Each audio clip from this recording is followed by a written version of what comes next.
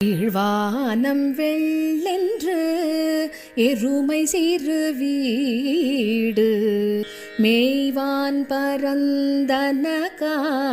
மிக்குள்ள பிள்ளைகளும் போவான் போகின்றாரை போகாமல் காத்து உன்னை கூவுவான் வந்து நின்றோம் கோது கலமுடைய பாவாய் எழுந்திராய் பாடி பறை கொண்டு மாவாய் பிளந்தானை மல்லரை மாட்டிய தேவாதி தேவனை சென்று நாம் சேவித்தால்